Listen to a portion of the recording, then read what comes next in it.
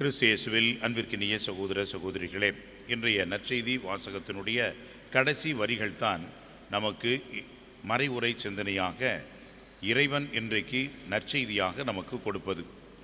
ஓய்வு நாள் மனிதருக்காக உண்டாக்கப்பட்டது. மனிதர் ஓய்வு நாளுக்காக உண்டாக்கப்படவில்லை. அன்புக்குரியவர்களே, பல நேரங்களிலே இதை நாம் சிந்திக்க மறக்கின்றோம். இதை நாம் முற்றிலுமாக கவனத்தில் இருத்தி செயல்பட மறுக்கின்றோம். எப்படி என்று சொன்னால், பல நேரங்களிலே கடவுளை கொடூரமான ஒரு ஆளாக காட்டுகின்றோம். சமயம் என்பது மிகுந்த கட்டுப்பாடு மிக்க ஒரு இடமாக நினைக்கின்றோம், தளமாக விரும்புகின்றோம். எனவே சட்டங்கள் சம்பிரதாயங்கள் என்பதும் நம்முடைய வாழ்விலே பலவிதமான நெருக்கடிகள் ஒழுங்குமுறைகள் என்ற வகையிலேயும் பலவற்றை நாம் அமைத்து கொள்கின்றோம். இந்த சட்டங்களையும் சம்பிரதாயங்களையும் மீறுவது, மாற்றுவது என்பது மிக ஒரு கடுமையான சவாலாகவே இன்றைக்கும் இருப்பதை பார்க்கின்றோம். ஊறிப்போன ஒன்று, அதில் மாற்றம் என்பது மிகவும் கடினம். இன்றைக்கும் கூட நம்முடைய பங்குகளிலே பழமையான பங்கு என்று சொல்கின்றோம். நம்முடைய பங்கும் பழமையான பங்கு ஏனென்றால் 100 ஆண்டுகளுக்கு மேல் ஆகிவிட்டாலே அது பழமையான பங்கு என்றாலும் கூட நாம் அவ்வப்பொழுது மாற்றத்திற்கு ஏற்ற வகையிலே நம்முடைய வழிபாட்டு முறைகளையும் செயல்பாடுகளையும் மாற்றி அமைத்து கொள்கிறோம். அது அவ்வளவு கடினமாக இருப்பதாக எனக்கு தெரியவில்லை. ஆனால் ஒரு சில பங்குகளிலே போனோம் என்று சொன்னால், ஒரு பைசாவுக்கு புரோசன் இல்லாத ஒரு சம்பிரதாயமாக இருக்கும். அதை பிடிச்சிக்குவாங்க, அதை விட மாட்டாங்க. அதற்கு இப்பொழுது அர்த்தமே கிடையாது, அதற்கு இப்பொழுது பொருளே கிடையாது. அதை பயன்படுத்த வேண்டிய, அதை நாம் கடைபிடிக்க வேண்டிய அவசியமே இருக்காது. ஆனால் அதை எப்படி மாற்றுவீர்கள், அதை எப்படி நீங்கள் செய்வீர்கள் என்று அவர்கள் சண்டை போடுவார்கள். பலவிதமான சிக்கல்களுக்கு நம்மை ஆளாக்குவார்கள். அன்புக்குரியவர்களே, எதை நாம் பிடித்து கொள்ள வேண்டுமோ அதை பிடித்து கொள்ள வேண்டும். எதை நாம் மாற்றிக்கொள்ள வேண்டுமோ அதை நாம் மாற்றிக்கொள்ள வேண்டும். எதை நாம் விட்டுவிட வேண்டுமோ அதை விட்டுவிட வேண்டும்.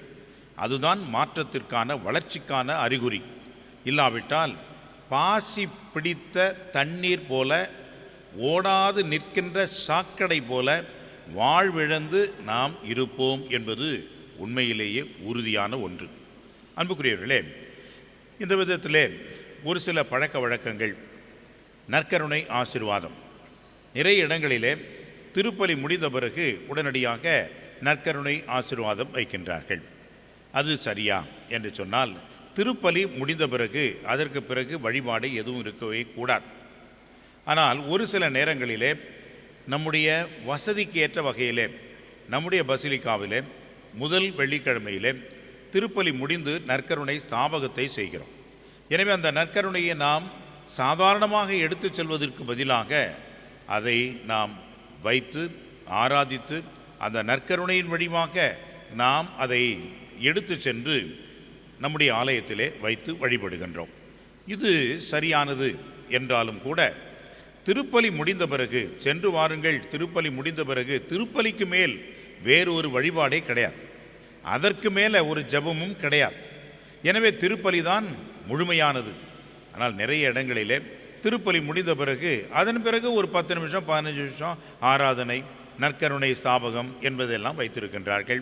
அன்புக்குரியவர்களே, இது தலைகீழான ஒன்று. அதே போன்று நற்கருணை ஆசீர்வாதம் இப்பொழுதெல்லாம் அது ஓரளவுக்கு மறைந்து போய்விட்டதே என்று கூட சொல்லலாம். ஞாயிற்றுக்கிழமைகளிலே முன்பெல்லாம் மாலை திருப்பலி எல்லாம் கிடையாது. ஞாயிற்றுக்கிழமை மாலையிலே ஜெபம் இருக்கும், ஜெபமாலை இருக்கும், அதன் பிறகு நற்கருணை ஆசீர்வாதம் இருக்கும். இந்த நற்கருணை ஆசீர்வாதத்தின் பொழுது மாண்புயர் கீதம் பாடி முடித்து நற்கருணை ஆசீர்வாதம் கொடுப்பார்கள். ஆசீர்வாதம் முடித்த பிறகு உடனடியாக நற்கருணையை எடுத்து நாம் நற்கருணை பேழையிலே வைத்து விடுகின்றோம். இதுதான் இப்பொழுது நாம் கடைபிடித்து வருகின்ற ஒரு பழக்கமாக இருக்கிறது. அன்புக்குரியவர்களே, ஏனென்றால் இந்த ஆசீர்வாதத்திற்கு பிறகு திரும்பவும் நற்கருணை வச்சுக்கிட்டு திரும்ப ஒரு வழிபாடு என்பது ஆரம்பமாக கூடாது. ஆசீர்வாதம் கொடுத்த பிறகு அதன் பிறகு ஒரு வழிபாடு என்பது இல்லை. எனவே நற்கருணையை எடுத்து நாம் நற்கருணை பேழையிலே பெட்டியிலே வைத்து விடுகின்றோம். அன்புக்குரியவர்களே, இதையெல்லாம் சின்ன சின்ன விஷயங்கள்.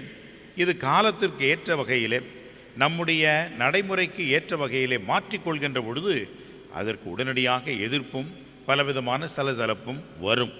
காரணம் என்ன? பழகி போய்விட்டோம், வேறு ஒன்றும் இல்லை.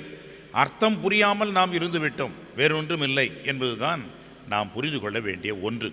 அந்த வகையிலே தான் இன்றைக்கு ஓய்வு நாள் என்ற வார்த்தையோடு நற்செய்தி ஆரம்பிக்கிறது. ஓய்வு நாள் என்றால் என்ன என்று சரிவர புரிதல் இருந்தால் இந்த ஒரு தர்க்கத்திற்கும் இந்த ஒரு சர்ச்சைக்கும் இடமே கிடையாது. இன்றைக்கு தர்க்கம் சர்ச்சை என்பதெல்லாம் சகஜமாகிவிட்டது. எதற்கெடுத்தாலும் தர்க்கம்தான், எதற்கெடுத்தாலும் கேள்விதான், எதற்கெடுத்தாலும் சர்ச்சை தான், எதை செய்தாலும் அது பிரச்சனை தான். அப்படி இருக்கின்ற ஒரு காலகட்டத்திலே நாம் இருக்கின்றோம். பரிசேயர் சதுசேயர் காலத்திலே நாம் வாழ்ந்து கொண்டிருக்கின்றோம். அவர்கள் செய்தால் சரி, நாம் செய்தால் தவறு என்ற வகையிலே நாம் வாழ்ந்து கொண்டிருக்கின்றோம். அன்புக்குரியவர்களே, சமீபத்திலே ஒரு லூசு என்ன செய்து என்று சொன்னால், கிறிஸ்தவ மக்கள் பொங்கல் கொண்டாடக்கூடாது, அதை தடை செய்ய வேண்டும் என்று அவர் சொல்கின்றார். அவர் படித்தது நம்முடைய பள்ளியில் தான் படித்தார். அவர் கற்றுக்கொண்டதெல்லாம் நம்முடைய பள்ளியில் தான் கற்றுக்கொண்டார். எனவே அவர் சொல்கின்ற வார்த்தை, கிறிஸ்தவர்கள் பொங்கல் கொண்டாடக்கூடாது என்று சொல்கிறார். பொங்கல் கொண்டாடுவது என்பது தமிழருடைய உரிமை. எவன் சொல்கின்றவன், இவனுக்கு என்ன அதிகாரம் இருக்கிறது? ஆனால் லூசு இந்த மாதிரி தான் சர்ச்சையையும் பிரச்சனையையும் இந்த மாதிரிலாம் உண்டாக்கிக்கிட்டு எதையாவது ஒன்று சொல்லிக்கிட்டு, இதே மாதிரி தான் இந்த பரிசேயர்கள். என்ன நடக்கிறது இங்கே என்று பாருங்கள். வயல்வெளி வழியாக அந்த சீடர்கள் போகின்றார்கள். அப்படி போகின்ற பொழுது நெல் கதிர்கள் இருக்கிறது, அவர்களுக்கு கோதுமை கதிர்கள். அந்த கோதுமை கதிர்கள் இருக்கிறது, அதை அவர்கள் கொய்து விடுகின்றார்கள், அதை பறித்து விடுகின்றார்கள். பறித்து தங்களுடைய கைகளிலே வைத்து அதை நசுக்கி அதனுடைய மேல் தோலை நீக்கி அவர்கள் வாயிலே போட்டு உண்கின்றார்கள். அன்புக்குரியவர்களே, இந்த ஒரு செயல் இந்த ஓய்வு நாளினுடைய சட்டதிட்டங்களுக்கு எதிராக இருக்கிறது என்று அவர் மேல் குற்றம் சாட்டுகின்றார்கள், இயேசுவின் மேல். எப்படி எதிராக இருக்கிறது என்று சொன்னால், ஓய்வு நாளை அனுசரிக்க வேண்டிய கடமை என்பது இருக்கிறது. இந்த ஓய்வு நாளுக்கு எதிராக செய்யக்கூடாத வேலைகள் என்று இருக்கிறது. அதில் 3 வேலைகள் இதிலே அடங்கி இருக்கிறது என்று அவர்களுடைய வாதமாக சொல்கின்றார்கள். முதல் வாதம் என்னவென்று சொன்னால், அறுவடை. அறுவடை என்று சொன்னால், கோதுமை செடி அந்த தாவரத்திலிருந்து, அந்த செடியிலிருந்து கோதுமை கதிரை பறிப்பது என்பது அறுவடை. அந்த கோதுமை மணிகளை தங்களுடைய கைகளை வைத்து உருட்டுவது என்பது அந்த கோதுமை மணிகளை போர் அடிப்பது. அதாவது அறுவடை செய்த பிறகு மணிகளை தனியாக பிரிக்கின்ற வேலை. மூன்றாவது, இந்த கோதுமை மணிகளின் மேல் இருக்கக்கூடிய அந்த தோலை உரித்து அவர்கள் வாயிலே போட்டு உண்பது. இந்த 3ம் ஓய்வு நாளில் செய்யக்கூடாத வேலை. எனவே இதை இவர்கள் செய்துவிட்டார்கள் என்று ஆண்டவர் இயேசு மேலும் அவருடைய சீடர்கள் மேலும் பழியை போடுகின்றார்கள். அன்புக்குரியவர்களே, இப்படிப்பட்ட ஒரு ஆட்கள் இன்றைக்கும் இருக்கிறார்கள் என்பதனால்தான் நானும் சொன்னேன். எப்போ யார் என்னன்னு பார்த்துக்கிட்டே இருக்கிறது, இந்த மாதிரி வேலையை செய்கிறது. இவர்கள் உண்மையாகவே என்னென்று புரியாமல் பேசுகின்றார்கள். இவர்களை மன்னியும் என்று விட்டு விடுவதா அல்லது மண்டையை உடைப்பதா என்பதும் தெரியவில்லை.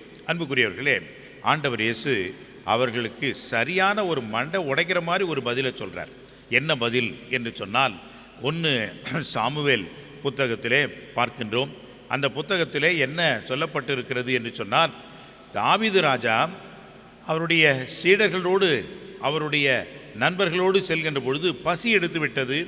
அப்பொழுது அந்த பசியை போக்குவதற்காக எருசலேம் ஆலயத்திலே வைத்திருந்த குருக்கள் மட்டுமே உண்ணக்கூடிய உடன்படிக்கையின் பேழையில் இருக்கக்கூடிய அந்த உடன்படிக்கையினுடைய அடையாளமாக இருக்கக்கூடிய அப்பத்தை எடுத்து அவர்களுக்கு பசி ஆற்ற கொடுத்தார். இது அவர்களுக்கு மட்டும்தான் உரியது.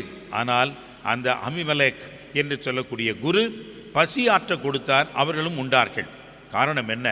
கடவுள் இரக்கத்தை விரும்புகிறார், மனிதாபிமானத்தை விரும்புகின்றார். மனிதர்கள் பசியினால் வாடுவதை விட கடவுளுக்கு வருத்தம் கொடுப்பது எதுவும் இல்லை. எனவே அதைவிட புனிதமானது, அதைவிட தூயமானது எதுவும் கிடையாது. எனவே அந்த அப்பத்தை அவர்களுக்கு கொடுக்க செய்து உண்ண செய்தார். அப்படி என்றால் அப்பத்தை உண்டார்களே, அது தவறா? அது தவறு இல்லை என்று சொன்னால், சாதாரண இந்த கோதுமை மணிகளை 1-2 வச்சு இவர்கள் வாயிலே போட்டார்களே, அது என்ன தவறா என்று சொல்லி, ஓய்வு நாள் மனிதருக்காகத்தான், மனிதர்கள் ஓய்வு நாளுக்காக அல்ல. சட்டம் என்பது மனிதனுக்காக. மனிதன் சட்டத்திற்காக வாழ்கிறான் என்று நினைத்தால் அது முட்டாள்தனம். சட்டம் என்பது நமக்காக, நம்முடைய வாழ்விற்காக, நம்முடைய நடைமுறை செயல்பாடுகளுக்காக, ஒழுக்க வாழ்விற்காக, ஒரு குழுவிலே சமூகத்திலே வாழ்கின்ற ஒரு அமைப்பிற்காக இதை அவர்களுக்கு சரிவர உணர்த்தி காட்டுகின்றார். அன்புக்குரியவர்களே, நம்முடைய வாழ்விலேயும் சடங்கு சம்பிரதாயம் இதெல்லாம் வேணும் தான். அதை தாண்டி அன்பு என்பது ஒன்று இருக்கிறது, மனிதாபிமானம் என்று இருக்கிறது. அதை நாம் கடைபிடிப்போம். அன்புதான் ஆண்டவர் என்பதை உணர்ந்து வாழ்கின்ற அருள் வேண்டுவோம். ஆமென்.